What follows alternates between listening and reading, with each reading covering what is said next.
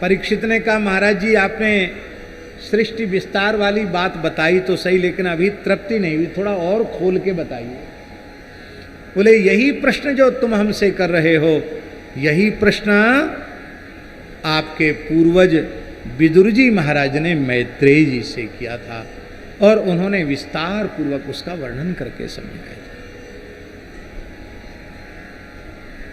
ब्रह्मा जी ने नारद जी को भागवत के 10 लक्षण बताए। पुराणम पंचलक्षणम, पुराण के 5 लक्षण होते हैं। श्रीमद् भागवत पुराण नहीं है, महापुराण है, इसके 10 लक्षण हैं। सर्ग विसर्ग स्थान पोषण ऊति मन्वंतर ईशान कथा निरोध मुक्ति और आश्रय, ये 10 लक्षण। इसमें श्रीधर स्वामी प्रभृति जो आचार्य हैं उन्होंने 10वें स्कंद का लक्षण आश्रय माना है और 11वें का सबने मुक्ति माना है। 12वें का लक्षण श्रीधर स्वामी जी ने निरोध माना है और जब उससे निरोध मानेंगे तो 10वें स्कंद का लक्षण आश्रय मानना पड़ेगा। किंतु अकेले श्री वल्लभाचार्य महाप्रभु ऐसे हैं जिन्होंने इस क्रम को बदला नहीं। वो कहते जब सुखदेव जी क्रम नहीं बदल रहे हैं, व्यास जी क्रम नहीं बदल रहे हैं, तो आप क्रम क्यों बदल रहे हो? इसमें क्रम भंग दोष है। बोले फिर आश्रय लक्षण किसका है? बोले आश्रय 10वां लक्षण है, वो 12वें स्कंद का लक्षण है। अंतिम में सबका आश्रय श्री कृष्ण है।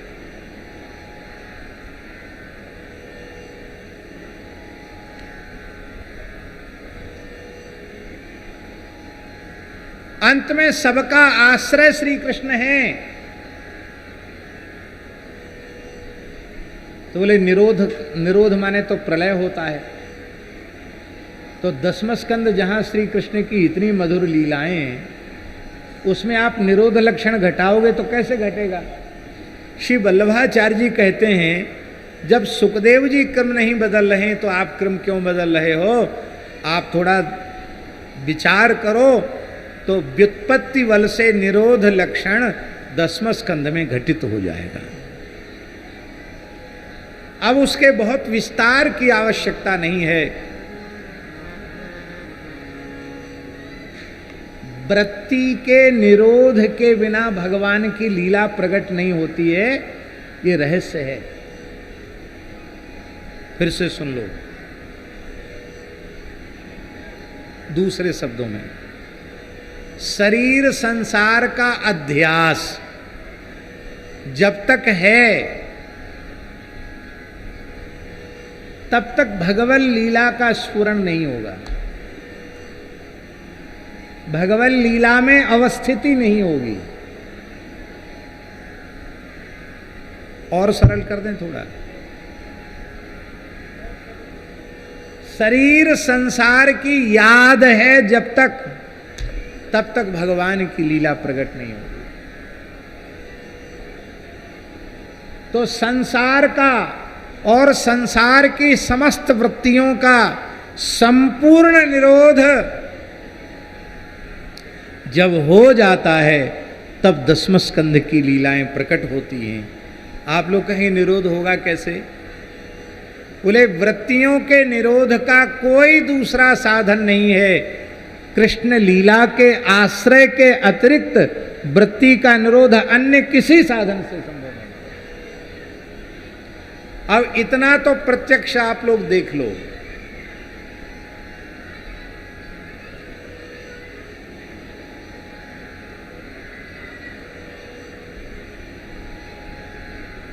हम तो यहां लगभग 4:10 पर यहां आकर हम बैठ गए थे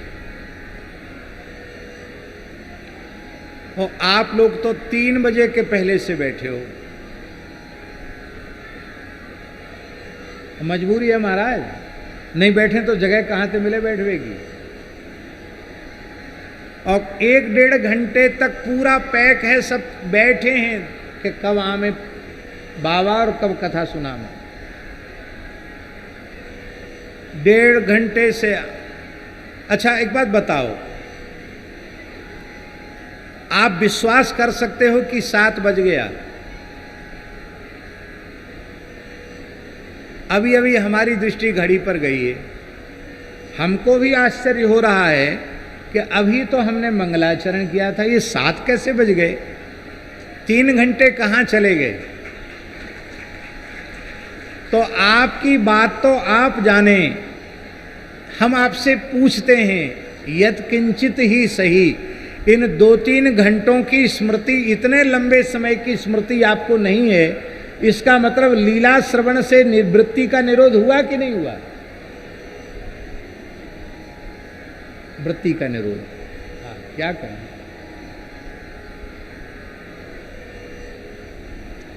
और कहीं झांकी बस गई भीतर तो ये केवल सुनने का चमत्कार है बाबा, और लीला भीतर प्रकट है जाए और झांकी प्रकट है जाए, बस जाए तो हाँ हाँ क्या कहना। सूरदासी कह रहे हैं, चलत चितवत सुपन सोवत, चलत चितवत सुपन सोवत, दिवस जागति राति, दिवस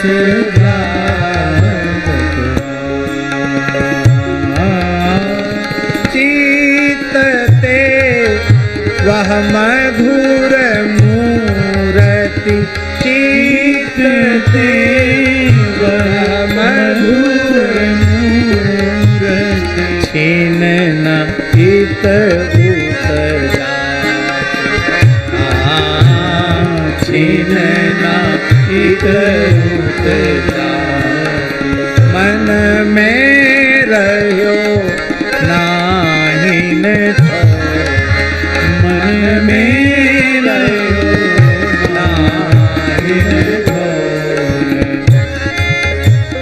नंद नंदन अछत कैसे, नंद नंदन अछत कैसे, नंद नंदन अछत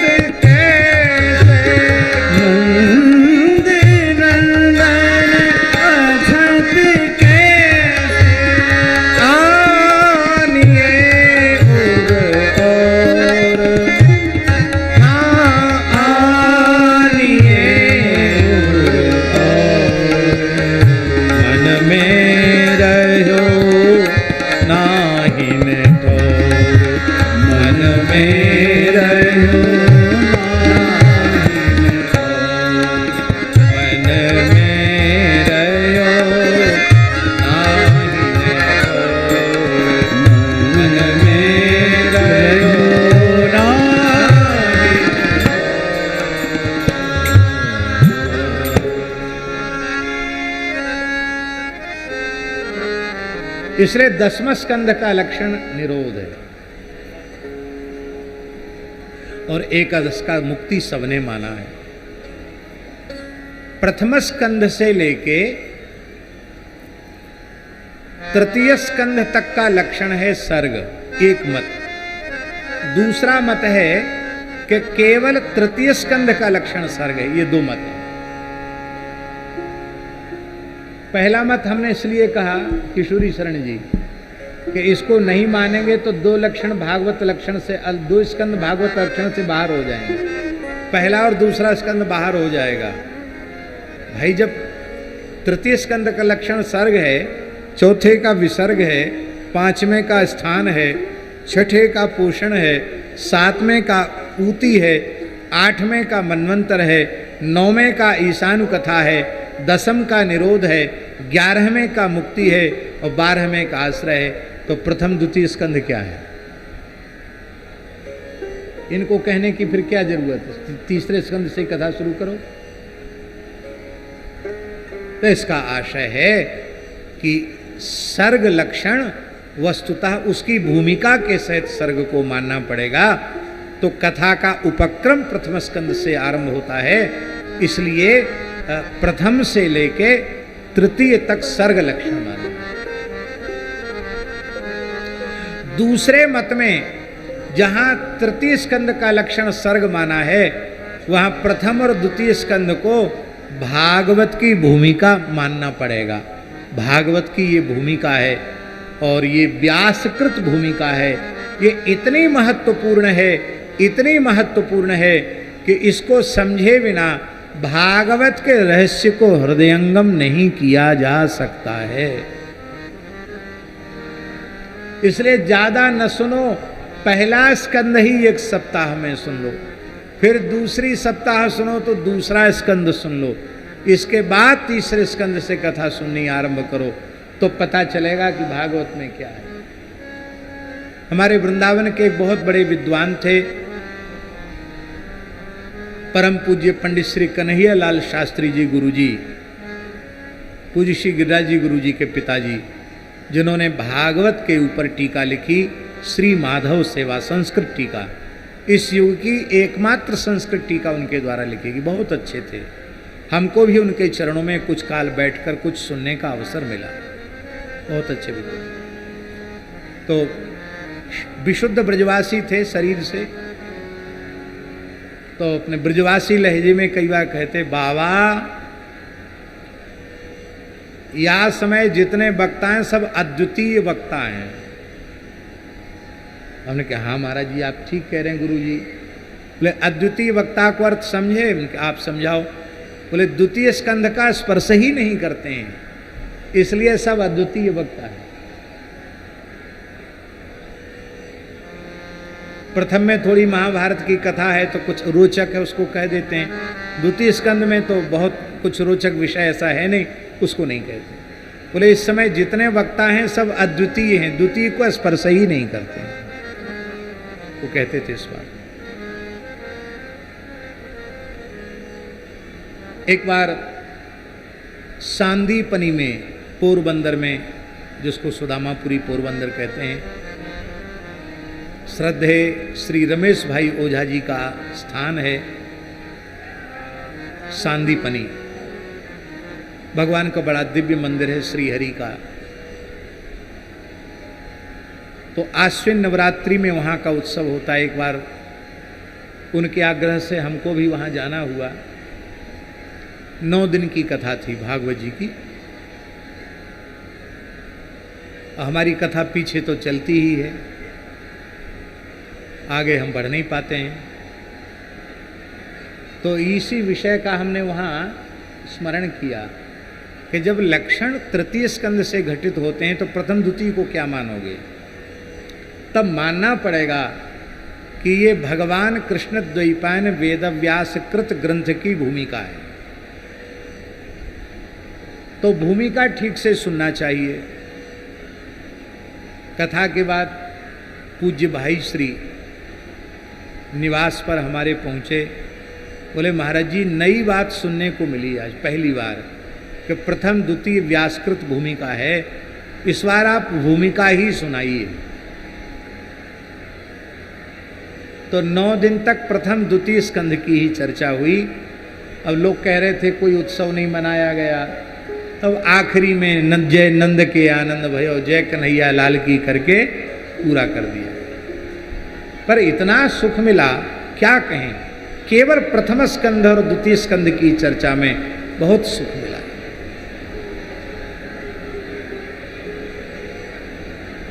श्री विदुर जी और उद्धव जी का प्रथम मिलन है।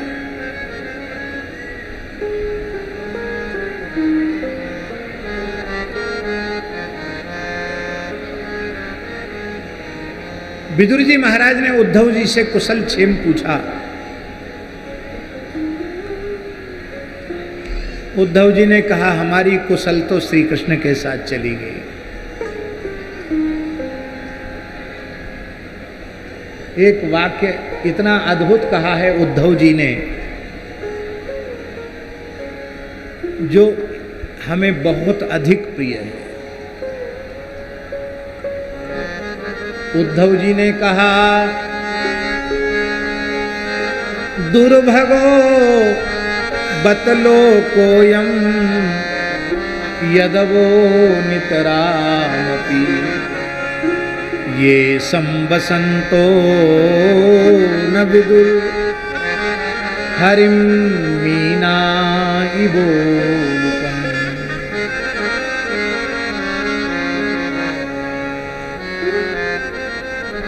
जो स्थिति भगवान के संबंध में उद्धव जी ने बताई है, वही स्थिति भगवत स्वरूप आचार्यों के संबंध में, महापुरुषों के, संतों के संबंध में है। जब तक भगवान अपने मंगलमय स्वरूप से धरती पर विराजते हैं, तब तक संसार उन्हें पहचानता ही नहीं कि ये भगवान है। अरे पहचानने की बात छोड़ दो, सब लोग दर्शन तक नहीं कर पाते हैं। हे विदुर जी, एक दो दिन नहीं, मानवीय वर्षों से पूरे 125 वर्ष तक श्री कृष्ण इस धरती पर विराजे।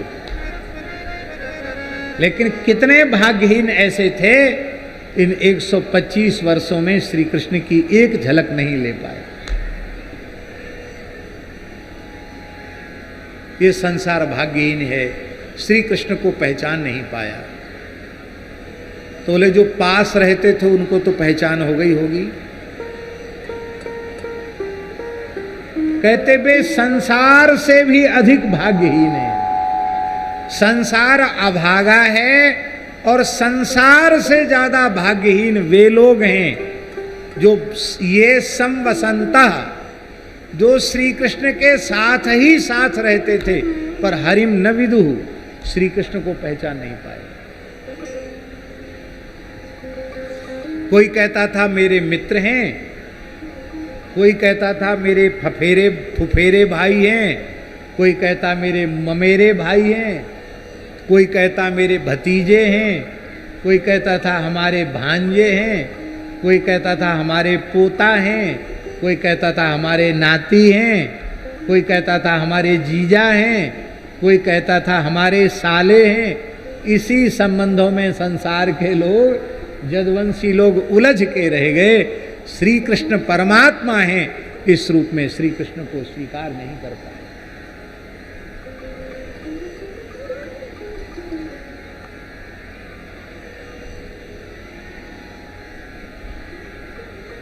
एक बात, उसका अन्यथा अर्थ आप लोग मत लगा लेना, इसलिए हमने पहले सावधान कर दिया। जब भगवान द्वारिकाधीश श्री कृष्ण ने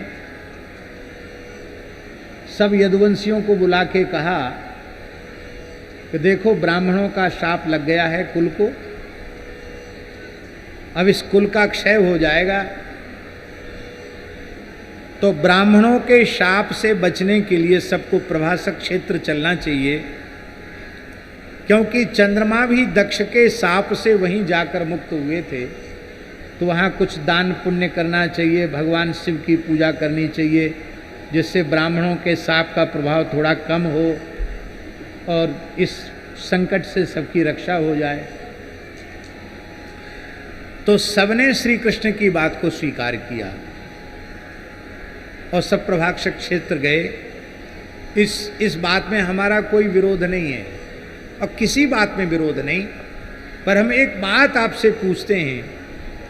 वे ये कहते कि भगवान मंगल भवन अमंगल हारी, साक्षात मंगल मूर्ति श्री कृष्ण हमारे नेत्रों के सामने है, तो आप अन्य किसी देवी देवता की पूजा में हमको काहे को भेज रहे हो महाराज? हम तो आपके चरणों की शरण में हैं और हमारो बुरो होए चाहे हमारो अच्छो होए, हमारे प्राण सर्वस्व जीवन सर्वस्व तो आप हैं। हम आपकी उपासना को छोड़ के दूसरे की उपासना नहीं करेंगे।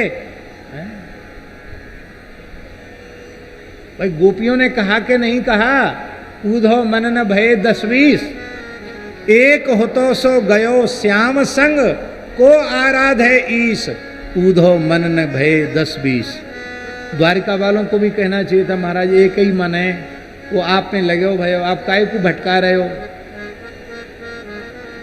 यद्यपि ये सब भगवान कृष्ण की इच्छा से हुआ, फिर भी हम निवेदन कर रहे हैं, यदि ऐसी प्रीति कृष्ण चरण कमलों में होती और वे श्री कृष्ण की महिमा को यथार्थ रूप में समझ गए होते, अन्याश्रय ग्रहण नहीं करते, तो किसी का साप भी उनका कुछ नहीं बिगाड़ सकता।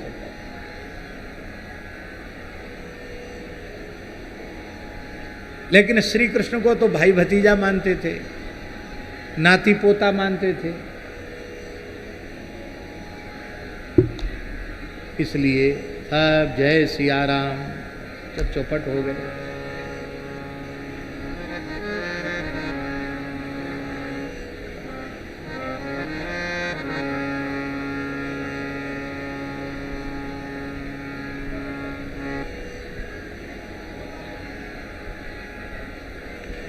मेरे तो गिरधर गोपाल,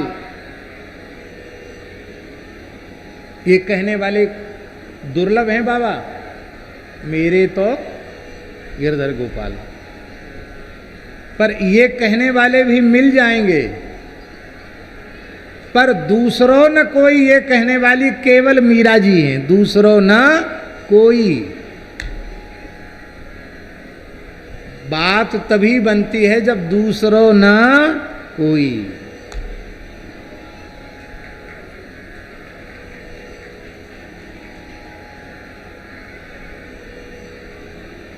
ठाकुर जी के प्रति अनन्य भाव भी बाबा जब संस्कृति चक्र से जीव छूटने वाला होता तब जगता है। जब तक उसके संस्कार संस्कृति के चक्र में पड़े रहने के हैं, तब तक श्री रघुनाथ श्री यदुनाथ के प्रति अनन्य भाव नहीं जगता। श्री जानकी नाथ, श्री गोपीनाथ, श्री राधिका नाथ, इनके प्रति अनन्य भाव नहीं जगता। ये जग गया तो फांस कट गई। संत रैदासी पढ़े लिखे थे, बोलो, एक अक्षर पढ़े नहीं थे रैदासी महाराज, और वो कहते हैं मैं अपनो मन हरि सो जोर्यो, मैं अपनो मन हरि सो हरि सो जोरी सवनि सो तोर्यो, हरि सो जोरी सवनि सो तोर्यो, सब ही प्रहर तुम्हारी आशा, सब ही प्रहर तुम्हारी आशा, मन क्रम बचन कहत रैदासा, मन क्रम बचन कहत रैदासा, जो तुम तोरो राम में नहीं तोरू, जो तुम तोरो राम में नहीं तोरू, जो तुम तोरो राम में नहीं तोरू, जो तुम तोरो राम में नहीं तोरू, तुम सन तोरी कौन सो जोर, तुम सन तोरी कौन सो जोर, जो तुम तोरो राम में नहीं तोरू, जो तुम तोरो राम में नहीं तोरू। हाँ हाँ हाँ, क्या कहना।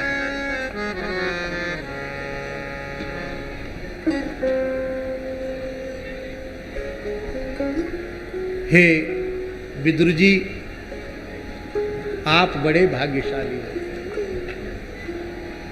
भगवान ने अपनी लीला संवरण करने से पहले भागवत के रहस्य का हमें उपदेश किया,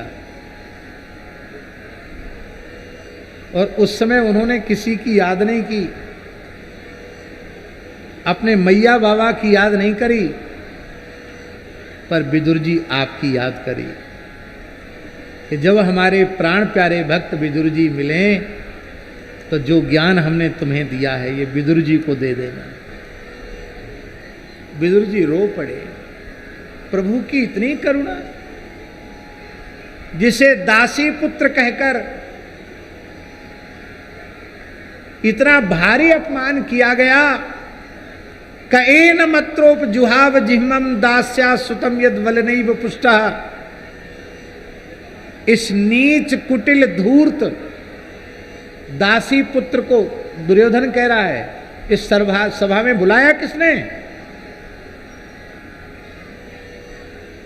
ये दासी पुत्र हमारी जूठन खाता है और हमारे शत्रुओं का पक्ष लेता है। ये प्राण दंड का अधिकारी है, लेकिन बाप का भाई है, क्या करें? धृतराष्ट्र का भाई है ना, इस नाते से इसको छोड़ा जा रहा है, लेकिन ये रहने लायक नहीं है। निर्वास्यताम आसु, शीघ्र ही इसको निकाल दो। कहां से? निर्वास्यतामासु, सभातः नहीं, पुरात। निर्वास्यतामातु पुरात श्वसाना, सभा से नहीं, ये हस्तिनापुर में रहने लायक नहीं, भगा उसको यहां से। क्या धृतराष्ट्र का यह कर्तव्य नहीं था? जो कहते दुर्योधन तू मेरे भाई को और प्रधानमंत्री को, जो महात्मा विदुर हैं, उनको तो भरे दरबार में इतने दुर्वचन कह रहा है। लेकिन धृतराष्ट्र तो कह रहा था क्या करें, दुर्योधन बच्चा है, समझता नहीं है। ये भी तो उसी के पीछे पड़े रहते हैं, जब देखो तब दुर्योधन के पीछे पड़े रहते हैं। ये कह रहा था धृतराष्ट्र भीतर से। और मुझे लात मारकर, एक प्रकार से लात मार के ही भगाना हुआ कि नहीं हुआ? अरे लात से बात ज्यादा खतरनाक होती है। लात मारने में उतनी पीड़ा नहीं होती है जितनी भरी सभा में अपमानित करके बाहर निकाल देने में पीड़ा होती है। भगवान दीन बंधु हैं। हाँ, मेरे जैसे दीनहीन को भगवान ने याद किया। उद्धव जी ने कुछ लीलाएं सुनाई भी, लेकिन उनमें क्रम नहीं है, क्योंकि उद्धव जी भगवान के विरह में इतने विह्वल हैं कि कुछ कह ही नहीं पा रहे हैं। जब जिस लीला की स्मृति होती है उसी को गाने लग जाते हैं। और अंत में कहा, विदुर अब मैं इससे आगे कुछ बोल नहीं पाऊंगा, मैं प्रियतम की पादुका लेकर बद्रिक आश्रम जा रहा हूं, तुम हरिद्वार चले जाओ। गंगा तट पर महर्षि मैत्रेय विराजमान हैं। वे महर्षि मैत्रेय ही तुम्हें भागवत का ज्ञान प्रदान करेंगे, क्योंकि जिस समय भगवान ने मुझे भागवत रहस्य का उपदेश किया उस समय महर्षि मैत्रेय भी वहाँ उपस्थित थे। इसलिए हम दो विद्यार्थी हैं भागवत के, दो शिष्य हैं श्री कृष्ण के, एक उद्धव और एक मैत्रेय। तो तुमको यह ज्ञान मैत्रेय जी से मिलेगा। और श्री विदुर जी वहाँ से चले और मैत्रेय जी से मिले। यहाँ एक वाक्य बड़ा अद्भुत है, रुरोद प्रेम विह्वला। क्या वाक्य है? रुरोद प्रेम विह्वला। प्रेम विह्वला विदुरो रुरोद। प्रेम विह्वल, विदुर रोने लगे। देखिए विचित्र बात,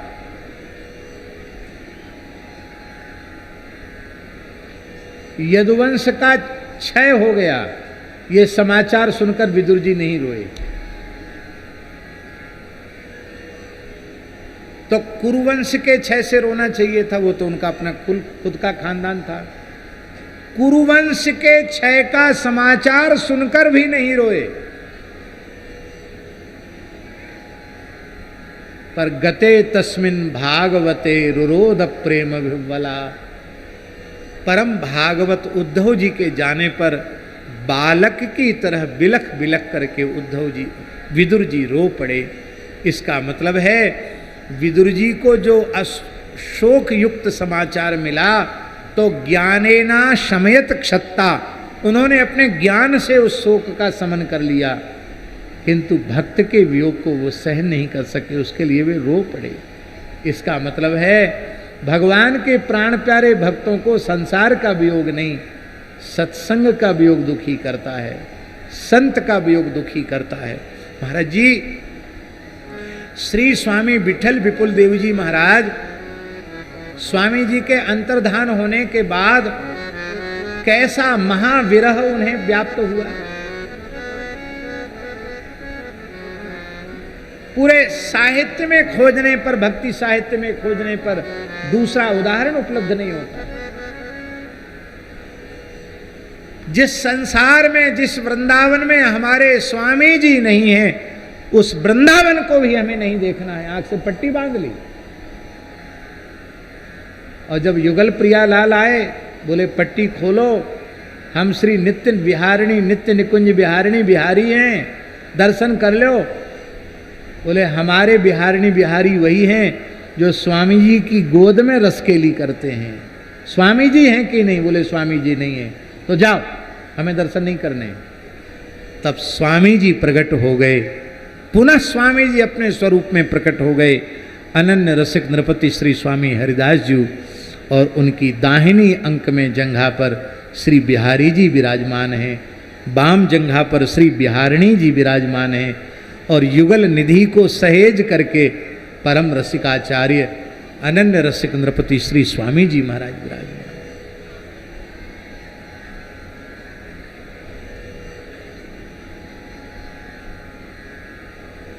स्वामी जी के वियोग का इतना अनुभव क्यों हुआ?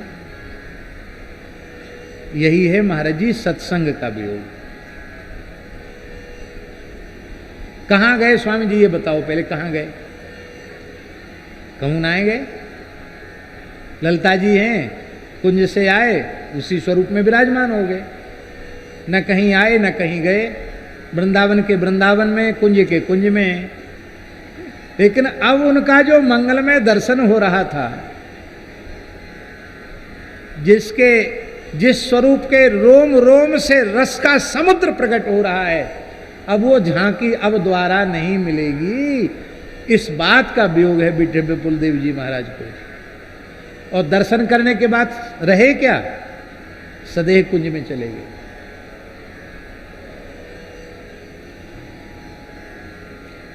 इसी को गोस्वामी जी ने कहा, मिलत एक दुख दारुण दे, मिलत एक दुख दारुण दे, बिछुरत एक प्राण हर ले, बिछुरत एक प्राण हर ले, बिछुरत एक प्राण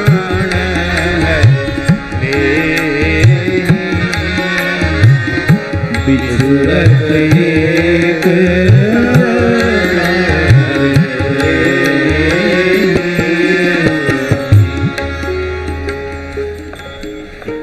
हठी नारायण जी का चरित्र आता है भक्तमाल में। केवल व्रत हठी नारायण, नाभाजी ने लिया ना छप्पे में नाम। पहारी जी महाराज के शिष्य हठी नारायण जी, वो भी बामन द्वारों में एक द्वाराचार्य हैं, हठी नारायण जी का द्वारा। पूज्य गुरुदेव भक्तमाली जी का द्वारा हठी नारायण जी का ही द्वारा था।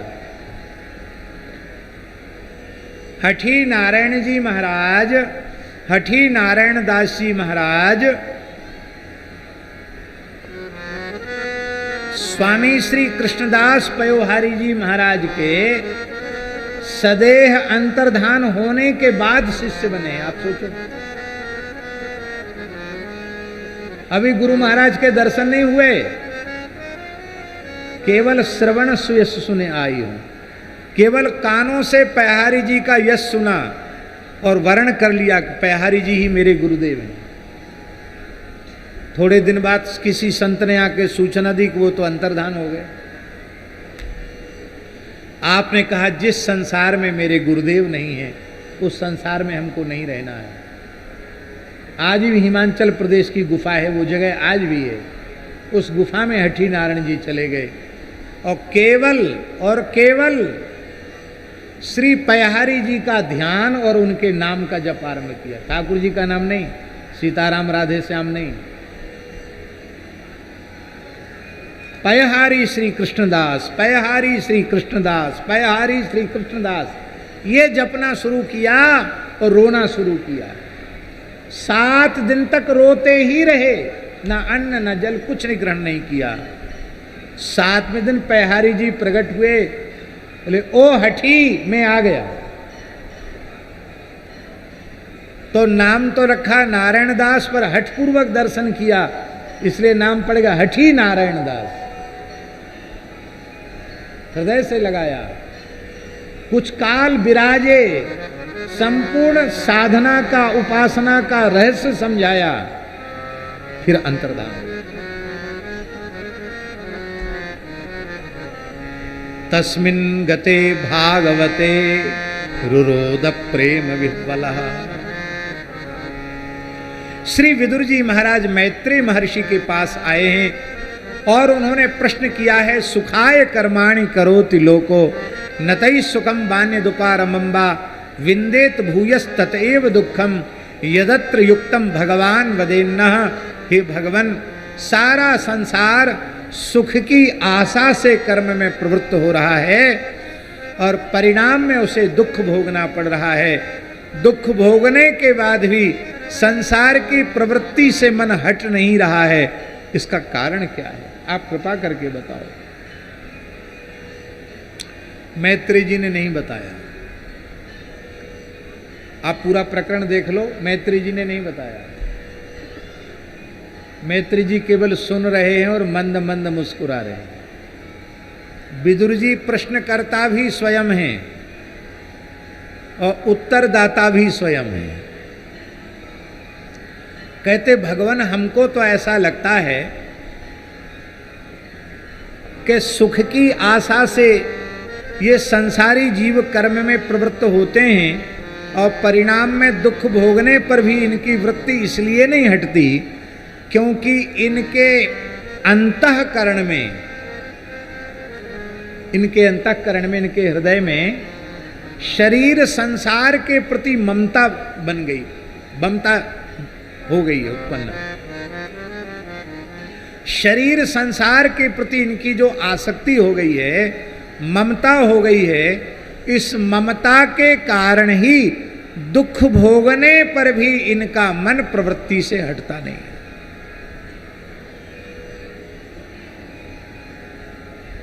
तो ममता का बंधन कैसे कटे? तो विदुर जी उत्तर दे रहे हैं, कस्तृप्नुयात् तीर्थ पदो विधानात् सत्रेषु वसूरिभिरीड्यमानात् यह कर्ण नाडीम पुरुषस्य यातो भव प्रदाम गेहरतिम छिन्नति। बड़ी प्यारी बात है महाराज जी।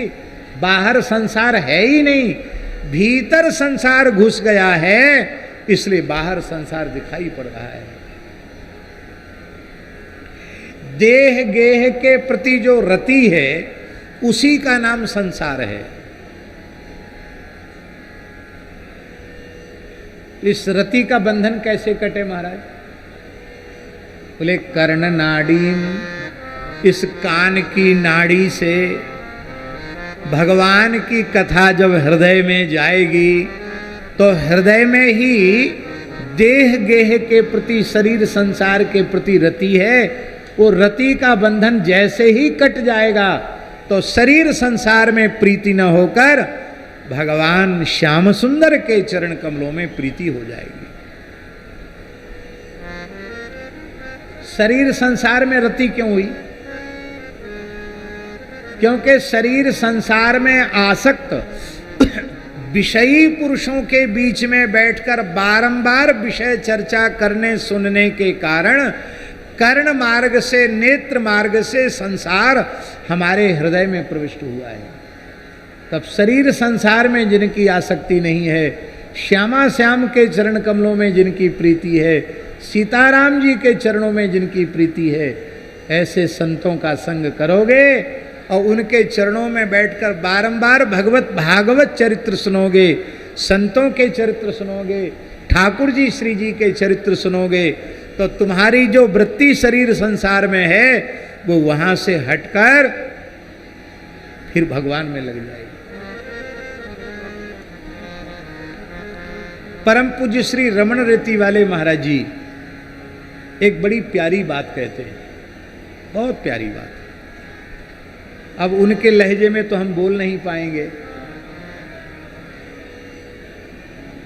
पर वो उनकी वाणी से हमने सुना है। वो कहते कि पंजाब के एक संत हुए बुल्ले शाह, उच्च कोटि के संत थे। उनके गुरुजी बहुत साधारण किसान आदमी थे, जिनसे उन्होंने आध्यात्मिक ज्ञान लिया था, जिनसे वो भजन में लगे थे। तो एक दिन बुल्ले शाह अमीर थे, तो बुल्ले शाह के मन में आया कि गुरुजी से पूछें कि आप तो दिन रात भगवान में डूबे रहते हैं, हम तो अभी संसार के व्यवहार में ही लगे हैं, हमारा मन भगवान के चरणों में कैसे लगे। तो वो गुरुजी के घर गए। गुरुजी गृहस्थ थे, किसान आदमी थे। तो गुरुजी घर पर थे नहीं, पता चला वो तो खेत में गए हैं। तो खेत में इतने इतने पिंडरी तक पानी में खड़े होकर के धान रोप रहे थे। खेत में इसी बरसात के समय में धान रोप रहे थे। बुल्ले साहब पहुंच गए, साष्टांग प्रणाम किया। कब बुल्ले कैसे आए? बोले गुरुजी एक प्रश्न पूछने आए हैं। क्या प्रश्न पूछने आए हैं? कि शरीर संसार से मन हटकर भगवान में कैसे लगे, ये पूछने आए हैं।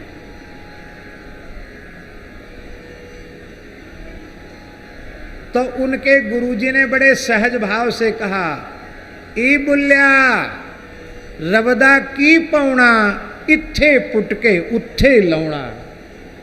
पंजाबी भाषा में रब माने परमात्मा, दा माने परमात्मा का, रवदा की पौना, परमात्मा की प्राप्ति में क्या श्रम है? कुछ नहीं। इत्थे पुटके उत्थे लौना, हम यहाँ से धान उखाड़ के यहाँ रोप लगा रहे हैं, बस धान रोपने से ही समझ लो शरीर संसार से अपनी वृत्ति को हटाकर जुगल किशोर जी के चरणों में लगाना है। इसी का नाम है कि तो आसक्ति करने का अभ्यास तो है कि नहीं, वही आसक्ति इनमें जोड़ना है। तो कैसे होगी इनमें आसक्ति? उसका एक ही उपाय है, तब कथामृतम तप्त जीव। भैया कथा के अलावा कोई दूसरा साधन नहीं है। बोलो भक्तवत्सल भगवान की। मैत्री जी बोले आपका प्रश्न भी बहुत समीचीन है और उसका उत्तर भी बिल्कुल ठीक है। और जब ठीक उत्तर है तो आप कृपा करके जो रस आपको मिला है भागवत रस, वो आप हमको प्रदान कर दीजिए। क्यों? आप तो भौरा हैं। आप क्या हैं? भौरा। आप भ्रमर हैं। आपने भागवत रस का पान किया है और मुझे लोग छत्ता कहते हैं। क्या कहते हैं? विदुर जी का एक नाम है छत्ता। तो भौरा रस रखेगो तो काय में रखेगो? छत्ता में ही रखेगो। तो आप भ्रमर हैं, मैं छत्ता हूँ। आपने जो भागवत रस प्राप्त किया है उसे आप मुझ में स्थापित करें। और कैसे भगवान के नाभि से कमल प्रकट होता है, कमल से ब्रह्मा जी प्रकट होते हैं, कैसे पहले 5 प्रकार की अविद्या की सृष्टि होती है, बाद में फिर ध्यान करते हैं तो भगवान सनकादिक रूप में प्रकट होते हैं। सनक सनंदन सनातन सनत कुमार, ये पहला अवतार है भगवान का संतों के रूप में, सनकादिक अवतार। बोलो सनकादिक भगवान की। एक त्यागी तपस्वियों का ग्रंथ है, हमारे झिरकी बगिया वाले महंत जी जानते हैं, सिद्धांत पटल। पुराने त्यागी तपस्वी सब जानते हैं सिद्धांत पटल। पहले बाबा 4 संप्रदाय के सभी साधु जो थोड़ी तपस्या करते हैं ना, धूनी तपते हैं, जटा रखाते हैं, भस्म रमाते हैं, चाहे काठिया हों चाहे मूंजिया हों, सब सिद्धांत पटल पहले साधु पढ़ते थे। अब तो पढ़ना लिखना बंद हो गया। तो सिद्धांत पटल में एक बड़ी सुंदर बात आई है। इतनी अच्छी बात हमें लगी, उससे चारों संप्रदाय का झगड़ा खत्म।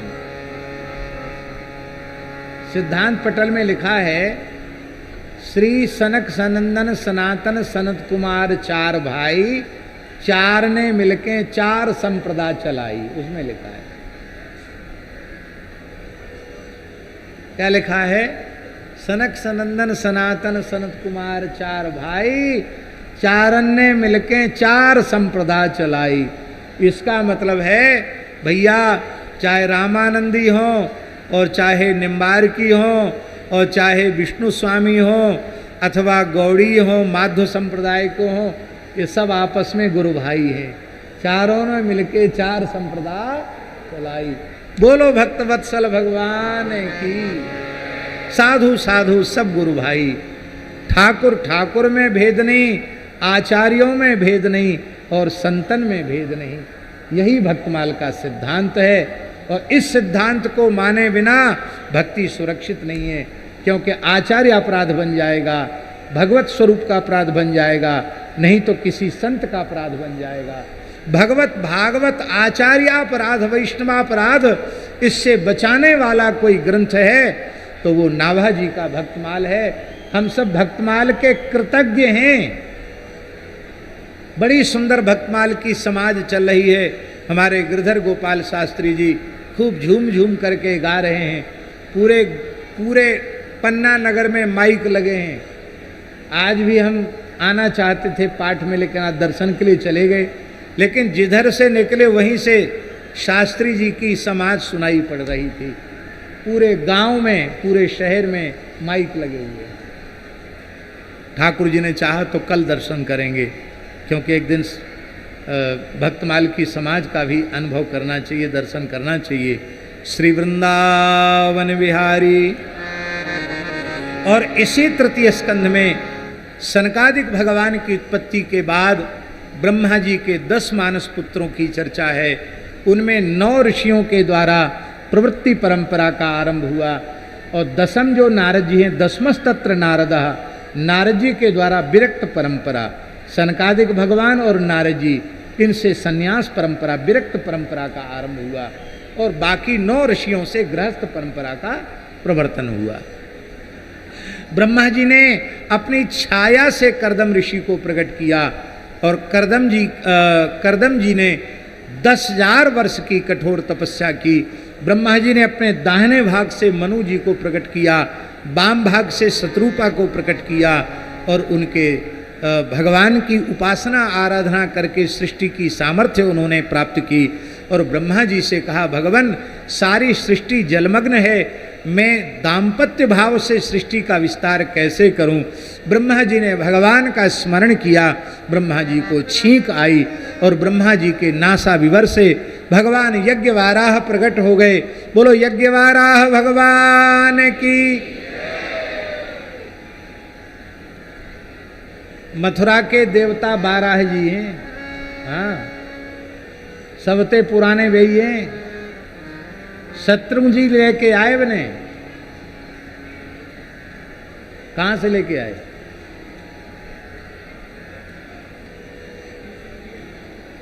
नहीं नहीं नहीं नहीं, विभीषण अयोध्या जी से लेके आए। राम जी वाराह भगवान को लेके आए। कौन सा वर्ष है वो मैं भूल रहा हूं, जहां भूदेवी नहीं नहीं नहीं नहीं वो नहीं, पंचम स्कंद में है ना।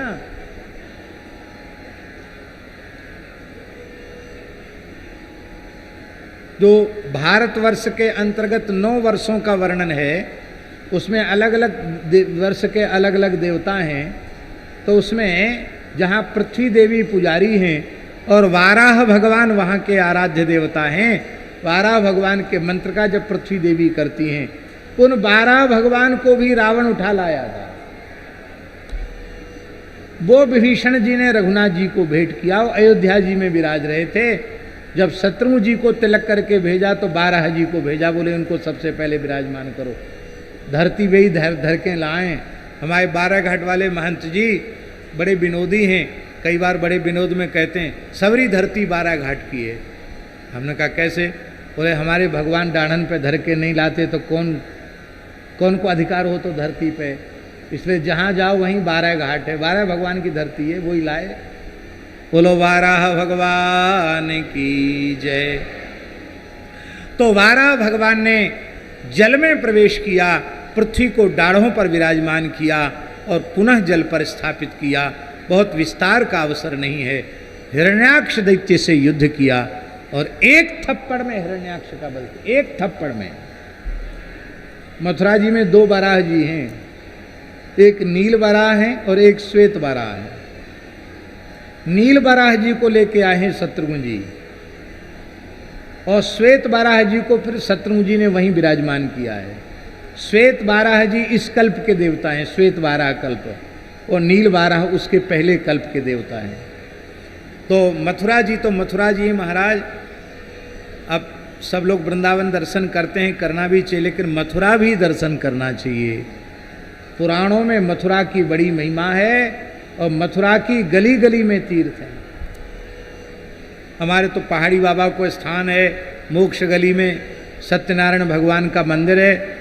सत्यनारायण भगवान की गली में ही दोनों देवता हैं, नीलवारा भी वही है, श्वेतवारा भी वही है।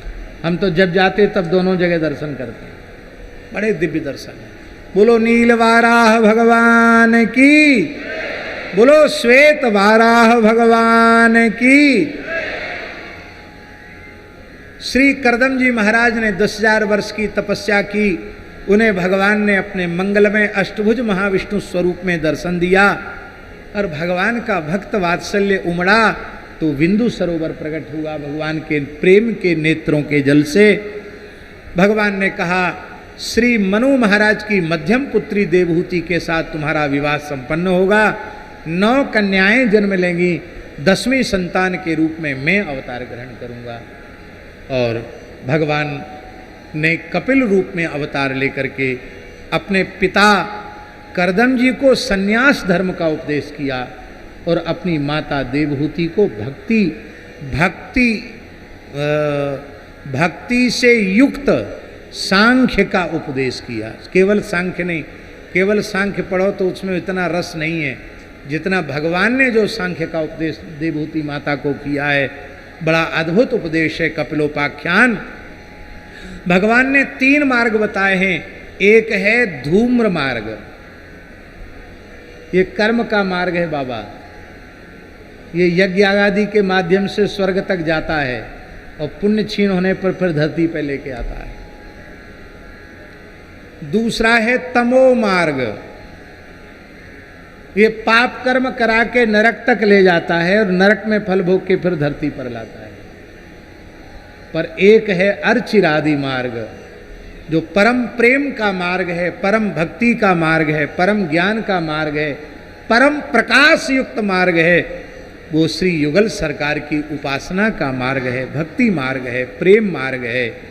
कहते इस मार्ग का जो आश्रय लेता है उसके लिए श्रुति भगवती कहती हैं न स पुनरावर्तते, न स पुनरावर्तते, लौट कर वह जीव फिर संसार में आता नहीं, जन्म मृत्यु के चक्र से छूट जाता।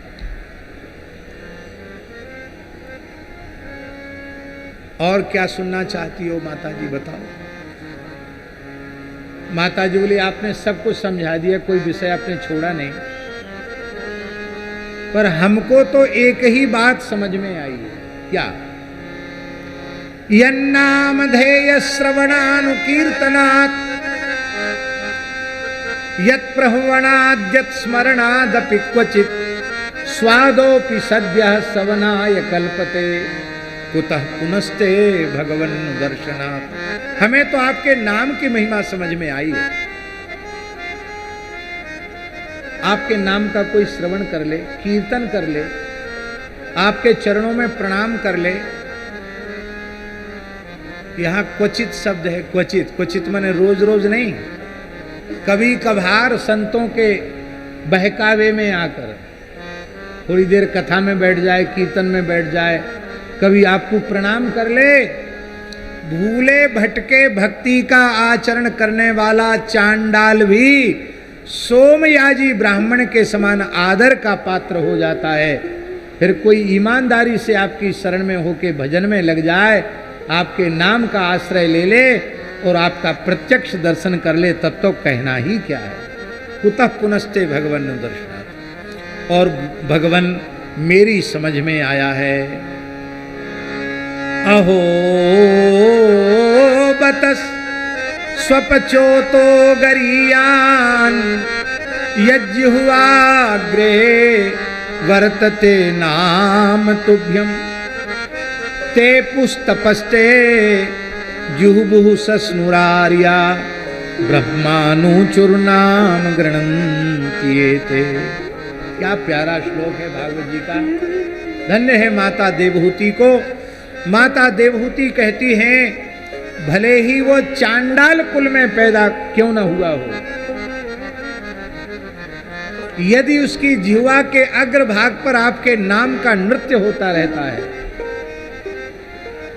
तो उस भाग्यशाली जीव की कोई तपस्या बकाया नहीं, सब तपस्या हो गई।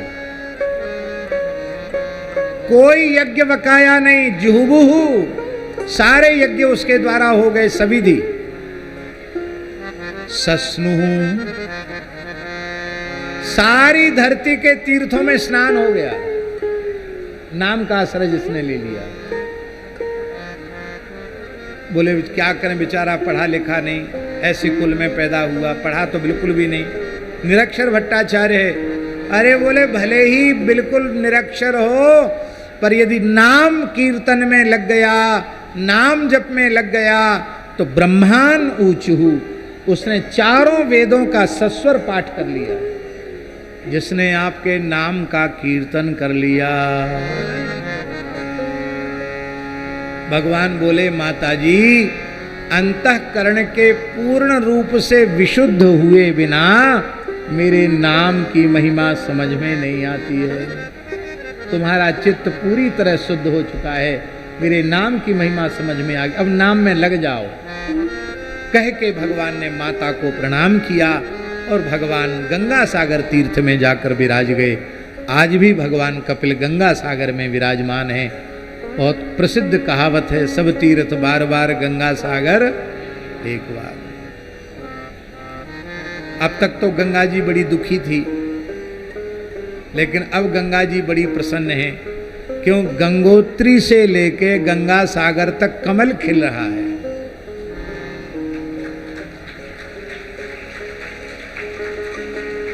गंगोत्री से लेके गंगा सागर तक कमल खिल रहा है।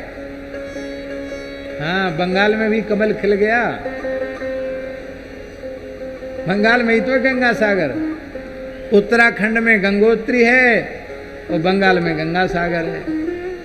तो पूरब से उत्तर तक पूरा कमल खिल गया। महाराज केवल दक्षिण बाकी है, वो उसमें भी कभी न कभी कमल खिल जाएगा। पर भैया हम फिर कहें कि कमल खिलना सार्थक तभी होगा जब भारतवर्ष की धरती गौ हत्या के कलंक से मुक्त हो।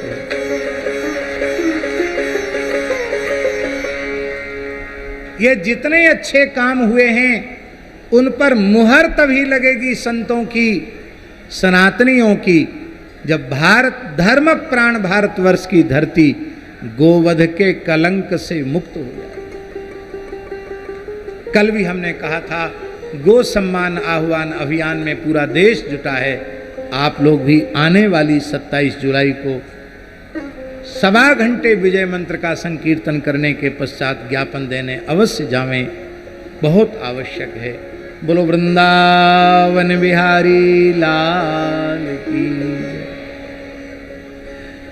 यहाँ तृतीय स्कंध पूर्ण होता है, जिसका लक्षण सर्ग है। चौथे स्कंद का लक्षण विसर्ग है। यहां सर्ग माने सृष्टि होता है और बी उपसर्ग लग गया। विसर्ग माने होता है देवता प्रजापति आदि की विशिष्ट सृष्टि।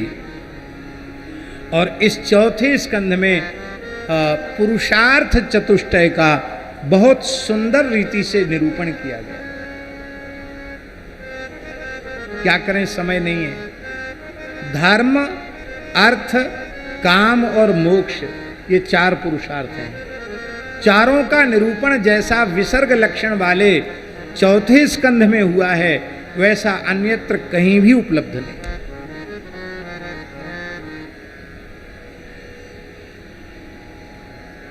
धर्म के वंश का वर्णन, धर्म की 13 पत्नियां और धर्म का वंश, उसके वंश में नर नारायण। फिर अधर्म के वंश का वर्णन, जिसका परिणाम यातना और निरय। ये चौथे स्कंध में है ना विषय। और धर्म किया गया बड़ी सावधानी पूर्वक। धर्म का, बहुत ध्यान से सुने भाई, शोरगुल ना करें। धर्म का जो क्रियात्मक स्वरूप है वो है यज्ञ। यज्ञेन यज्ञमयजन्त देवास्तानि धर्मानि प्रथमान्यासन्न तेहना कम महिमानः ससन्ते त्रिपूर्वे साध्याः सन्ति देवाः। सह यज्ञाः प्रजाः सृष्ट्वा पुरोवाच प्रजापति अनेन प्रशविष्यध्वम अयम्बोस्तुष्ट कामधुक्। गीता जी में यज्ञो वै विष्णु। हमारी संस्कृति ही यज्ञात्मक है।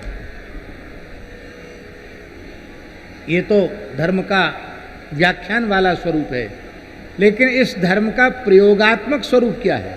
यज्ञ।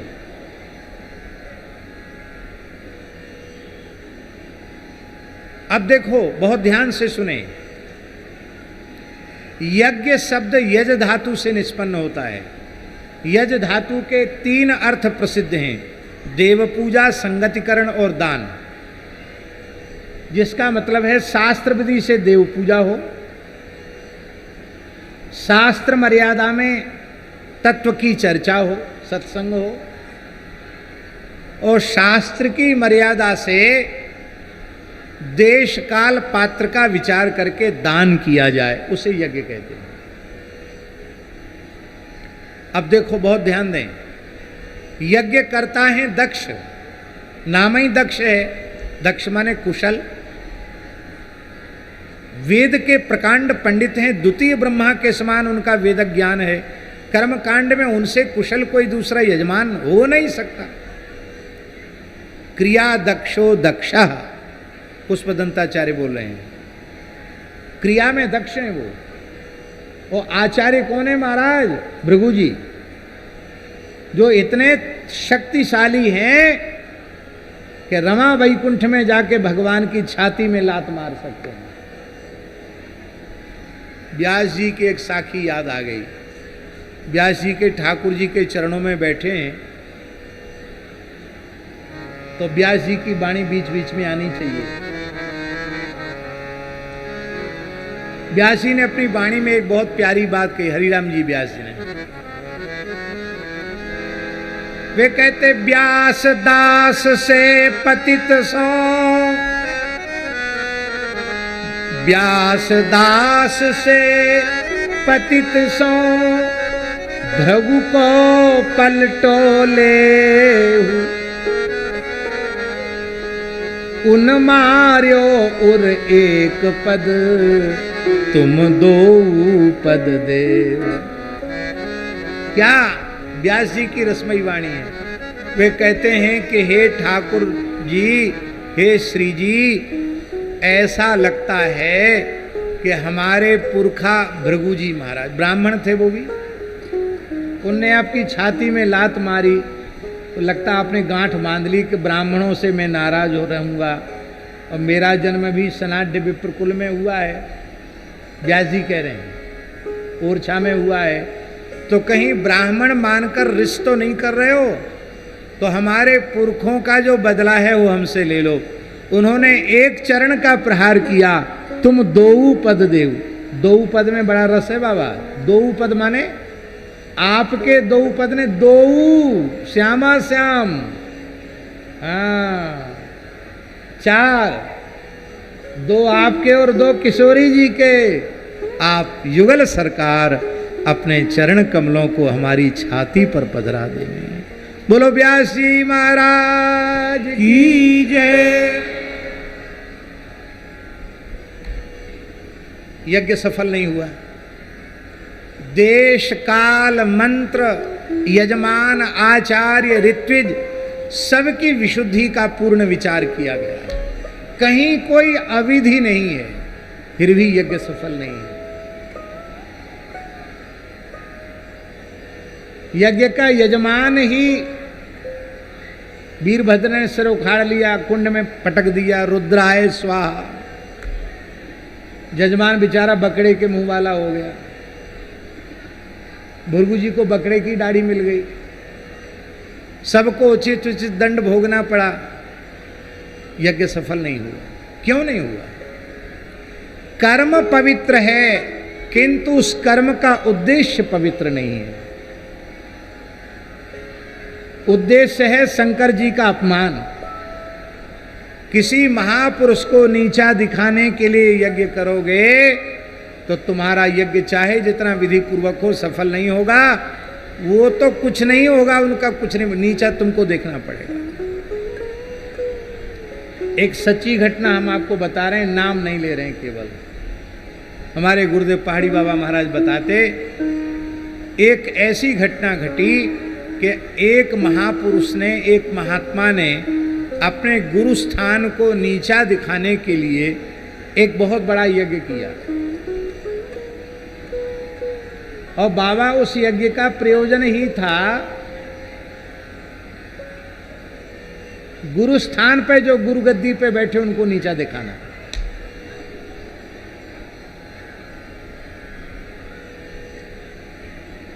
पूरे भारतवर्ष के संत महापुरुष बुलाए गए थे। सभी संप्रदायों के संत महंत महामंडलेश्वर श्री महंत धर्माचार्य अनीय अखाड़े चतुर संप्रदाय के सब आए। केवल गुरु स्थान में न्योता नहीं दिया। महाराज जी को न्योता नहीं दिया, पहाड़ी बाबा को। महाराज जी तो वैसे भी जाते कम थे, नहीं जाते, लेकिन न्योता नहीं दिया जानबूझ के। ना पत्रिका में नाम, ना न्योता। महाराज जी कुछ नहीं बोले। बड़ा भारी यज्ञ हुआ, राजस्थान की बात है।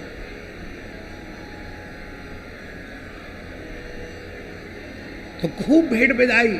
उस जमाने में आज से 60-70 साल पहले खूब डट के विदाई बटी महाराज।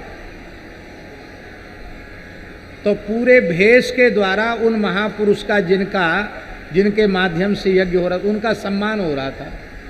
उसी सम्मान में पता नहीं एक 1200 बाबा जी कहाँ से आयो, और नाली की कीच कांदो भर के और ऐसे सिर पे पटक के जूता चप्पल कचड़ा कूड़ा गंदगी सबरी सिर पे, जहाँ फूल बरसाए जा रहे थे वो सबरी गंदगी सिर पे पटक के बोला, गुरु स्थान का अपमान करके फूलों की वर्षा करा रहा है, घोर नरक में जाए। कह के चल भाग्य चला गया।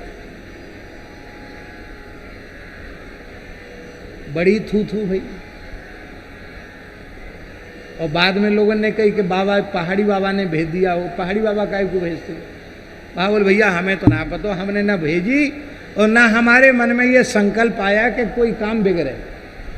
पर ठाकुर जी तो हैं कि नहीं है। बाद में उस महापुरुष को अनुभव हुआ कि वस्तुतः हमसे गलती हुई, आके क्षमा मांगी। महाराज जी बोले भैया साधुओं का विरोध नहीं होता, साधुओं का झगड़ा तो पानी की लकीर है। पानी की लकीर कितनी देर तक रहती है? तुम न्योतो देते तो हमें नहीं आना था, नहीं दिया तो भी अच्छा, हमें कोई अपमान सम्मान का ज़्यादा वो नहीं है। पर चलो कोई बात नहीं, तुम्हारे मन में पश्चाताप है तो प्रसन्न है जा। सच्ची घटना। कर्म पवित्र है पर उद्देश्य पवित्र नहीं है तो आपको नीचा देखना पड़ेगा, नरकों में जाना पड़ेगा। भगवान शंकर की कृपा से फिर यज्ञ पूर्ण हुआ। जब शंकर जी का सम्मान हुआ तो भगवान यज्ञ नारायण प्रकट हो गए। तो ये धर्म रूपी पुरुषार्थ का ठीक से विवेचन किया गया। धर्म भी करो, धर्म का उद्देश्य भी पवित्र होना चाहिए। दूसरा पुरुषार्थ है बाबा अर्थ, और अर्थ अनर्थ की जड़ है। आदि शंकराचार्य भगवान कहते हैं अर्थम अनर्थम भावय नित्यम, अर्थ को अनर्थ की जड़ मानो। रोज चिंतन करो कि जो अर्थ है वही अनर्थ का कारण है, और सच्ची बात है। संसार में जितने लड़ाई झगड़ा सब अर्थ के पीछे है। आप बताओ महाराज जी, जिसके पास एक फूटी कौड़ी ना हो और 1 इंच भूमि ना हो, उसके पास कोई झगड़ा होता है? होता झगड़ा? नहीं। झगड़े का कारण ही नहीं है तो झगड़ा होगा कहां से? जमीन जायदाद मकान दुकान इसी के लिए झगड़े होते हैं, रुपया पैसा इसी के लिए झगड़े होते हैं, नहीं तो काय बात का झगड़ा? कोई झगड़ा नहीं। अर्थ अनर्थ का कारण है, किंतु वही अर्थ यदि ठाकुर जी के द्वारा प्रसाद रूप में दिया जाए तो वो सेवा में लगाने वाला है, और अनर्थ में फंसाने वाला नहीं, अनर्थ से छुड़ाने वाला। ध्रुव जी का चरित्र अर्थ रूपी पुरुषार्थ का निरूपण है। ध्रुव चरित्र, ये भाव श्रीधर स्वामी जी का भाव बोल रहे हैं हम, श्रीधरी टीका का भाव। ध्रुव जी का चरित्र अर्थ रूपी पुरुषार्थ का निरूपण है। झगड़ा किस बात का था? उत्तम को गोद में बैठे देखता, ध्रुव जी की इच्छा हुई कि मैं भी अपने पिताजी की गोद में बैठूं। सौतेली मां सुरुचि ने बैठने नहीं दी, इसी बात का तो झगड़ा था। कुछ उटपटांग कटुवचन बोले। सुनीति ने कहा बिल्कुल ठीक है, पिता की गोद में बैठ के भी उतरना पड़ेगा, भगवान की गोद में बैठ के उतरना नहीं पड़ेगा, बेटा भगवान की शरण में जाओ। और ध्रुव जी चल पड़े। तो सच्ची लगन से भगवत प्राप्ति का संकल्प लेकर चले तो गुरु जी को खोजना नहीं पड़ा, देवर्षि नारद जी सामने से आ गए। बोलो नारद जी महाराज की जय जय श्री राधे। क्या करें, समय तो हो गया, लेकिन नारद जी की एक झांकी का वर्णन हम जरूर करेंगे। बोलो भक्त वत्सल भगवान की जय। जय जय श्री राधे, जय जय श्री राधे, जय जय श्री राधे। श्री मलुकदास जी महाराज ने भी ध्रुव जी का चरित्र बड़ा अद्भुत रसमय शब्दों में लिखा है। वाणी तो बहुत बड़ी है मलुकदास जी की, ये तो कुछ अंश है उसका वाणी का।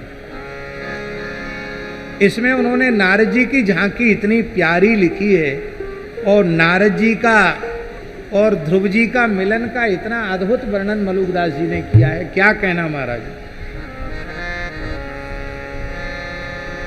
हाँ हाँ हाँ।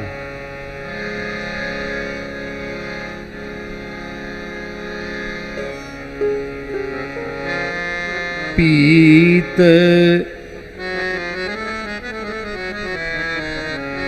पीत बसन कर बीन, तिलक द्वादश अंग सोहे।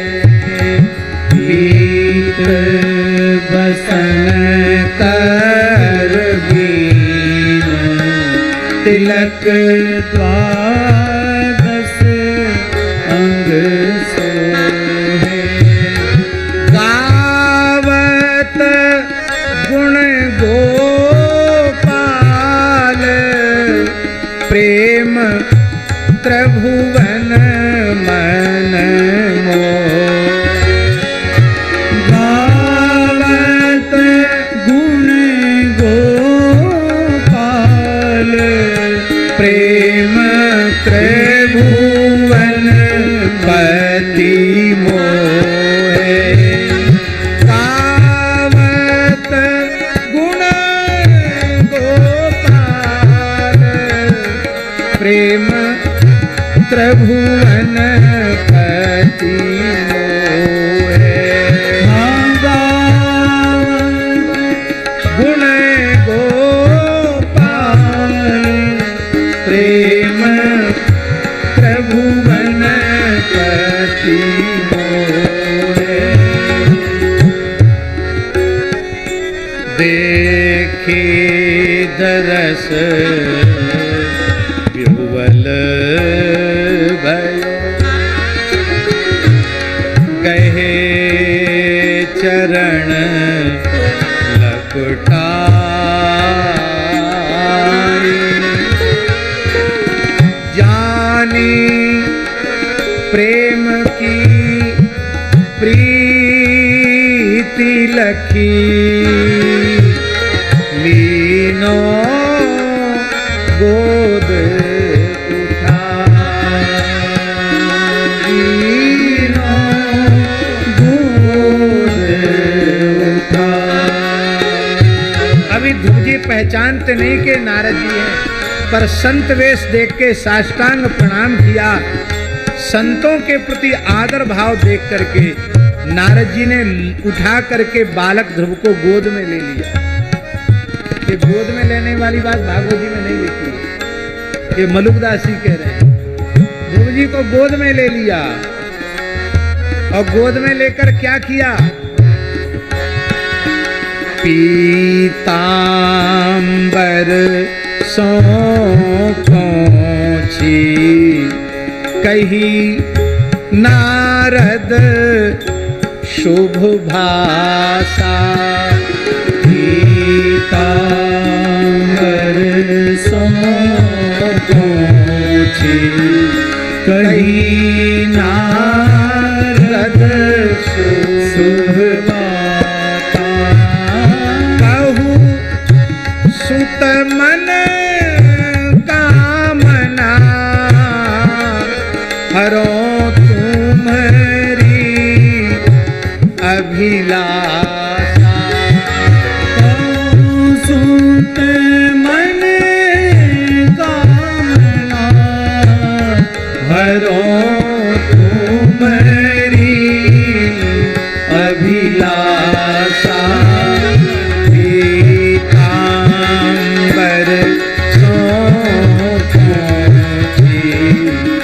कही नारद शुभ भाषा पीतांबर सो पहुंची कही नारद शुभ भाषा। कितना प्यारा भाव है। ध्रुव जी के शरीर में धूल मट्टी लग रही, नारद जी ने अपने पीतांबर से पूछा, चुचकारा पुचकारा, कहा बेटा तुम्हारे मन की इच्छा पूर्ति करने के लिए मैं आया हूं, बोल तुम्हारे मन में क्या इच्छा है। महाराज इतना सुंदर लिखा है, ध्रुव जी कुछ नहीं बोले। बोले बेटा तुम मौन क्यों हो? बोले पहले आप ये बताओ आपको नाम क्या है। बोले बेटा तुमने मुझे पहली बार देखा इसलिए तुम पहचानते नहीं हो, मैं देवर्षि ब्रह्मपुत्र नारद हूं। अच्छा भगवान के पार्षद नारद जी आप ही हैं? तो आपकी कथा तो हमारी मैया सुनीति बहुत सुनाती है, और वो बताती है कि जो जीव भगवान की प्राप्ति के लिए चलता है उसका मार्गदर्शन नारद जी करते हैं। आप असली नारद जी मालूम नहीं पड़ते हैं। बच्चों की बात सबको मीठी लगती है। कहा कैसे असली नहीं? बोले आप कह रहे हो कि बताओ क्या कामना है तुम्हारे मन में। जब नारद जी हो तो अंतर्यामी जान के पूछत जेऊ अजान। जब आप अंतर्यामी हैं फिर पूछ क्यों रहे हैं? आहा कितने बढ़िया उत्तर दिए हैं ध्रुव जी ने। काम धेनु तरु कल्प दुखित को पूछत ना।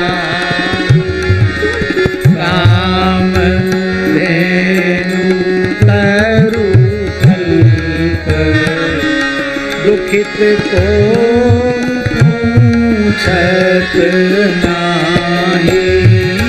पूर्वत सब अभिलाष जाने अंतर गति माही।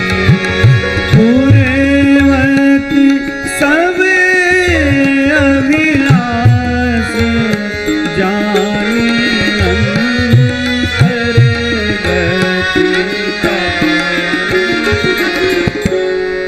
इतना सुंदर है, कई बार लगता है कि ध्रुव जी का चरित्र मलुकदास जी की वाणी का आश्रय लेकर के इतना प्यारा लिखा है। कामधेनु पूछते किसी से, कल्पवृक्ष पूछता है। संत गुरु तो कामधेनु से बढ़ के हैं, कल्पवृक्ष से बढ़ के हैं, आप क्यों पूछ रहे हैं? भगवान नारद जी बोले फिर भी तुम अपने मन की तो बताओ। तो ध्रुव जी ने कहा, जिस आनंद में शंकर जी डूबे रहते हैं, जिस आनंद में सनकादिक भगवान डूबे रहते हैं, जिस आनंद में 24 घंटे 8 प्रहर 64 घड़ी आप डूबे रहते हो, वो आनंद मुझे दे दो बस, और हमें कुछ नहीं चाहिए। वो आनंद तो जुगल किशोर जी हैं और कोई दूसरा ना है। वो आनंद केवल और केवल जुगल किशोर जी हैं। भगवान की प्राप्ति ही परमानंद है, इससे बढ़कर आनंद नहीं है। बोले ठीक है, ले द्वादशाक्षर मंत्र और चतुर्भुज स्वरूप का ध्यान बताया। और कहाँ भेजा? मथुरा भेजा। तत्तात गच्छ भद्रम ते मथुरा यमुनायास तटम शुचि पुण्यम मधुवनम यत्र सान्निध्यम नित्यदाहरे। आचार्य जी, ये बड़ी ऊंची बात है। 28वीं चतुर्युगी के द्वापर के अंत में कृष्णावतार हो रहा है और प्रथम मनवंतर, स्वयंभू मनवंतर, उसके प्रथम चतुर्युगी के सतयुग के भक्त हैं ध्रुव जी। और उस समय नारद जी कहते हैं कि मथुरा में श्री कृष्ण निरंतर विराजते हैं। यह है मथुरा की महिमा। आधे क्षण के लिए ठाकुर जी मथुरा नहीं छोड़ते।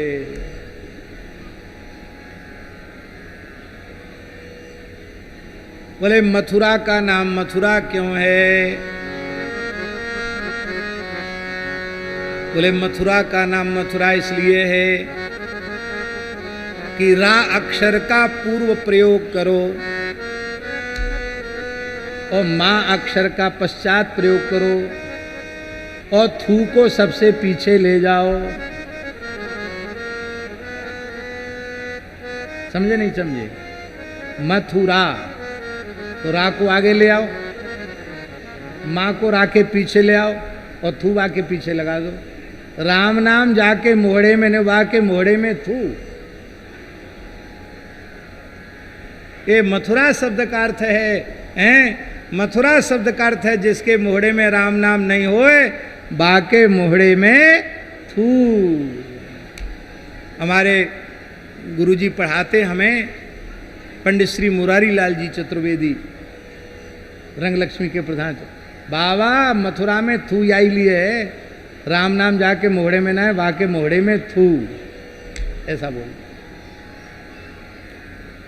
बोलो मथुरापुरी की 6 महीने में दर्शन होगा और 6 महीने की अल्प अवधि में 5 वर्ष की अल्प अवस्था में ध्रुव जी ने भगवान का साक्षात्कार प्राप्त किया। भगवान ने अपना पांचजन्य शंख ध्रुव जी के कपोल से स्पर्श कराया। ध्रुव जी की सोई हुई सरस्वती जागृत हो गई। बड़ी विलक्षण ध्रुव जी ने स्तुति की है, बड़ी निष्कामता है ध्रुव जी की स्तुति में। भगवान ने कहा तुम्हारा 36,000 वर्ष का राज्य होगा, तुम्हारा भाई उत्तम यक्ष के द्वारा मारा जाएगा और ततो गंतासि मत स्थानम सर्वलोक नमस्कृतम, फिर तुम काल के सिर पे पैर रख के मेरे धाम को आओगे, जहां सूर्य चंद्रमा सप्तर्षि ग्रह नक्षत्र तारे तुम्हारी परिक्रमा किया करेंगे, सब चलायमान होंगे, तुम अविचल रहोगे। तो ये अर्थ रूपी पुरुषार्थ, संसार का दिया मत लो, देवी देवता का दिया मत लो, जुगल किशोर जी का दिया हुआ लो, तो वो सेवा में लगाएगा, अनर्थ में नहीं लगाएगा।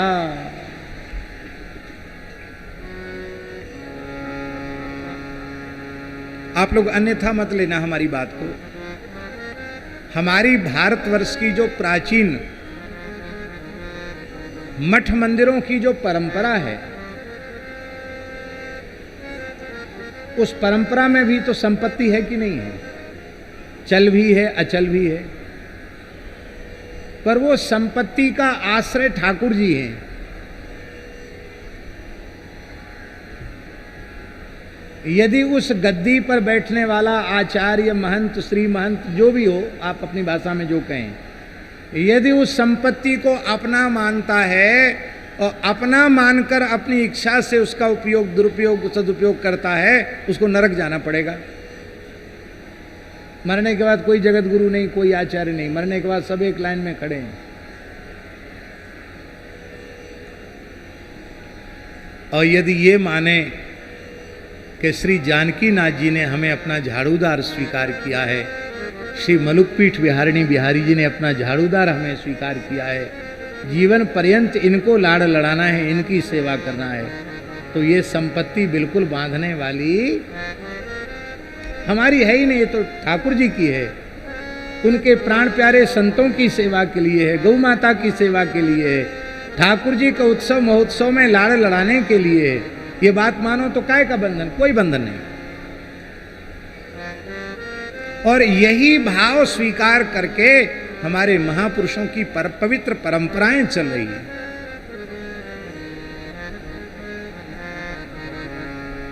और सच्ची बात यह है बाबा,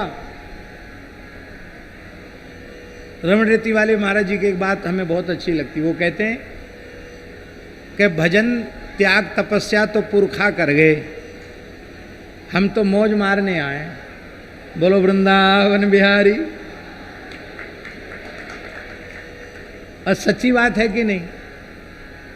हमारे जो पूर्वाचार्य थे, सारी त्याग तपस्या भजन तो उनका है, और हमने क्या किया? हमको तो बढ़िया मोहनी बिहारी जी ने अपने चरणों में जगह दे रखी है, और नित्य प्रसाद, उत्सव, महोत्सव, आनंद, तो हमने तो कुछ किया नहीं। ये सब किया हमारे पूर्वाचार्यों ने, और उसका फल भोग हम लोग कर रहे हैं। बोलो वृंदावन बिहारी। हम लोगों ने क्या किया? हम लोग तो परसदिया भगत हैं। यह दिव्य प्रसाद प्रिया प्रिय को पावत ही मनमोद, देखत ही मनमोद बढ़ावत, परसत पाप हरत ही को पावत परम प्रेम उपजावत, भूलवत भाव पुरुष स्त्री को भगवत रसिक भाम तो भूषण, तिहिक्षण होत युगल जी को। यह दिव्य प्रसाद, हम तो प्रसाद पाने वाले परसदिया भगत हैं। तपस्या तो हमारे आचार्यों ने की है, हमारे पूर्वाचार्यों ने की है। बस अहंकार ना आने पावे कि ये हमारा है, हमारी संपत्ति है, हम इसके मालिक हैं। मालिक तो भैया ठाकुर जी हैं, हम उनके चरण सेवक हैं। ये भाव हमेशा गृहस्थ हो और चाहे साधु हो, ये भाव मन में बना रहे तो कोई बंधन नहीं। तो अर्थ रूपी पुरुषार्थ का निरूपण ध्रुव चरित्र। अब काम रूपी पुरुषार्थ का निरूपण क्या है? तो श्रीधर स्वामी जी कहते हैं काम रूपी पुरुषार्थ का निरूपक चरित्र है पृथु चरित्र। क्योंकि धरती ने गाय का रूप धारण किया है और सारी कामनाओं की पूर्ति गौ माता से हो रही है। इसका मतलब धरती और गाय में भेद नहीं है। गाय की हत्या संपूर्ण धरती की हत्या है और गाय की रक्षा संपूर्ण धरती की रक्षा है। और ये धरती धेनु रूपा है, जो चाहो वो आपको गौ माता से मिल जाएगा, क्योंकि गाय ही कामधेनु है। कामना की पूर्ति धेनु रूप धारणी धरित्री से हो रही है। ये काम रूपी पुरुषार्थ है। और मोक्ष रूपी पुरुषार्थ का विवेचन किसके द्वारा है? बोले मोक्ष रूपी पुरुषार्थ का निरूपण प्राचीन वर्ही का चरित्र है, जहाँ नारद जी उन्हें पुरंजनोपाख्यान का उपदेश देते हैं। और पुरंजनोपाख्यान को ठीक से समझ ले, ये पुरंजनोपाख्यान दूसरे की कथा नहीं है, हमारी आपकी कथा है। और इसका आशय ठीक से समझ ले तो जीव संसार चक्र से मुक्त हो जाता है। ये चौथे स्कंध की विसर्ग लीला है। पांचवें स्कंद का विषय है स्थान। ष्ठा गति निवृत्तौ से स्थान बनता है। इसका तात्पर्य है कि विविध जीव भगवान ने प्रकट किए हुए हैं, अपने अपने कर्मों के संस्कार लेकर के जीव प्रकट होते हैं। तो उनके कर्म फल भोग की व्यवस्था भी होनी चाहिए। उनके कर्म फल भोग की व्यवस्था के लिए ही 84 लाख योनियां हैं। उनके कर्म फल की व्यवस्था के लिए ही स्वर्ग नरक आदि 14 भुवन कोश ब्रह्मांड है। और उसकी क्या स्थिति है उसका भगवान ने शुकदेव जी ने बड़ा विधिवत निरूपण किया है। इसी में राजर्षि भरत का उपाख्यान है। इसी में जड़ भरत के द्वारा किया गया उनको तत्व ज्ञान का उपदेश है। प्रियव्रत महाराज का उपाख्यान है। प्रियव्रत के वंश में भगवान ऋषभ देव का चरित्र है। श्री भरत जी महाराज का चरित्र है, जिन्होंने रहुगण को तत्व ज्ञान का उपदेश किया। अतल वितल सुतल महातल रसातल पाताल का वर्णन है। हाटकेश्वर का वर्णन है। शेष भगवान की स्थिति का वर्णन है। 7 द्वीप 7 समुद्रों का वर्णन है। और जम्बू द्वीप का वर्णन है। जम्बू द्वीप के पृथक पृथक 9 वर्षों का वर्णन है। कुरुवर्ष, ध्यान दें शास्त्री जी, जो धरती माता की बात बता रहे, कुरुवर्ष नाम है उसका, कुरुवर्ष। तो श्री वृंदावन बिहारी कुरुवर्ष उसका नाम है। तो महाराज जी इस प्रकार से उसका पूरा वर्णन किया है। और किस किस वर्ष में भगवान किस किस स्वरूप में विराजते हैं और किस किस प्रकार के उपासक उनकी किस किस मंत्र से उपासना करते हैं, इसका वर्णन है। भारतवर्ष के प्रधान देवता नर नारायण भगवान हैं। उनके पुजारी देवर्षि नारद जी महाराज हैं।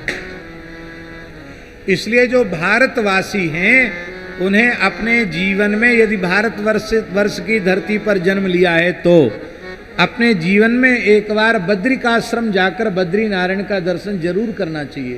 महाराज पुराणों में लिखा है, भारत की धरती पर जन्म लेकर बद्रिकाश्रम में जाकर बद्री नारायण का दर्शन न करे तो धरती उसे श्राप देती है। भारत में जन्म लेकर बद्रीनारायण का दर्शन नहीं किया इसने, यहाँ के देवता है। अब कछु ब्रजवासी संत सोच रहे हैं भैया हम तो ब्रज से कहूँ जावे आवे नहीं, ये तो जुगल किशोर जी के कारण यहाँ चले आए, तो उनके लिए हमारे ब्रज में ही आदि बद्री के रूप में ठाकुर जी बैठ गए। कहूँ दूर जाए की जरूरत ना है, वहीं आदि बद्री पे बद्रीनाथ नंद बाबा को आवाहन किए, वहाँ दर्शन करके भी आनंद हो सकता है। किंतु जो अभी ब्रजभूमि के बाहर आते जाते हैं उनको एक बार अवश्य बद्रीनाथ का दर्शन करना चाहिए। बोलो बद्री नारायण भगवान की। 28 प्रकार के नरकों का वर्णन किया गया है। नरकों से बचने का उपाय क्या है? बोले भगवान नाम उपाय नहीं है, नामाभास ही उपाय है।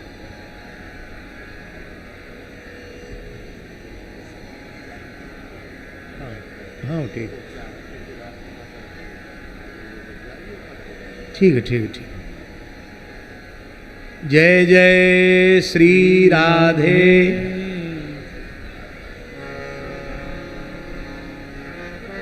आप लोग यथावत अपने स्थान पर बैठे रहेंगे। आप तो नंदोत्सव के लड़ुआ खा के उठना यहाँ से, यहाँ बीच में उठना मत।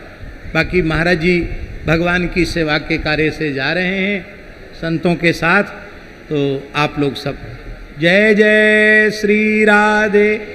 वैसे अब ज़्यादा टाइम ना है जन्म में, जब तक साज मिलाए जाएंगे तब तक तो जन्म है जाएगा। बोलो वृंदावन बिहारी। करें वहाँ तैयारी करें। तो इस प्रकार से 28 प्रकार के नरकों का वर्णन है। नरकों से बचने का उपाय क्या है? 3 उपाय बताए हैं सुखदेव जी महाराज ने। पहला उपाय तत्व ज्ञान। बोले वो सबके लिए संभव नहीं है, क्यों? यमई वेश वृणुते तेन लभ्या। भगवान ही जिसका वर्ण करें। दूसरा उपाय है तपसा ब्रह्मचर्येण शमेन च दमेन च त्यागेन सत्य शौचाभ्याम यमेन नियमेन च देह वाग बुद्धिजम धीरा धर्मज्ञा श्रद्धान्विता हरंत्यघम महदपि वेणुगुल्म विवानला। तो ये भी कठिन है, करने लगो तो बहुत कठिन है। अब मनवाणी क्रिया से अहिंसा का पालन कितना कठिन है। खूब अहिंसा पर प्रवचन करते हैं हम आप, और जब बड़ा बाला मच्छर डांस बैठता है और अपना पाइप भीतर घुसाता है तो सब ज्ञान ध्यान चल ऐसे करते हैं, अरे मर गया बेचारा, राम राम मर गया। मर गया कि मार दिया तुमने? मर थोड़ी गया, मार दिया तुमने। पर ऐसे पटक के कहते हैं बेचारा मर गया। और बहुत से लोग तो ऐसे होते हैं, बहुत साफ सफाई से तो रहते नहीं हैं,